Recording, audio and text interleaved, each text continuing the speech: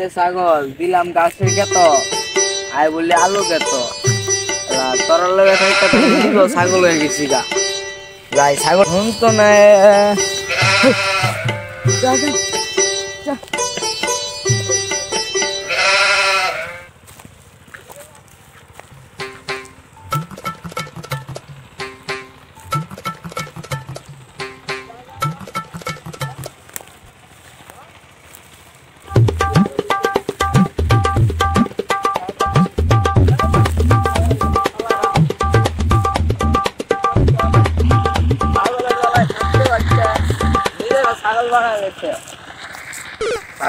ছাগল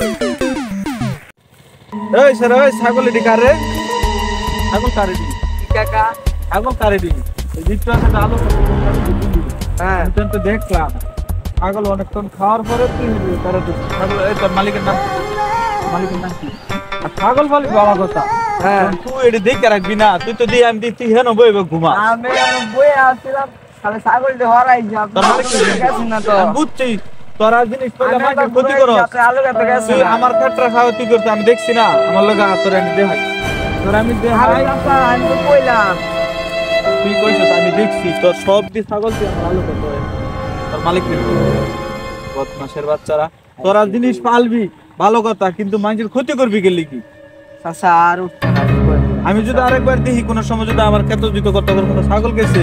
তাহলে কিন্তু ছাগল আর ফেরত পাইতি না একটা কথা আচ্ছা চাচা ভুলে গেছে চাচা ভালো একটা সারি দিছে মাইকে ছাগল লাগে মাইকে দেয় চাচা বইটা গেল চাচার আলু খেতে উঠছে দিকটা চাচা কি মনে করে আমার ছাগল হইলে চাচার খেতে জীবন উঠালাম হইলে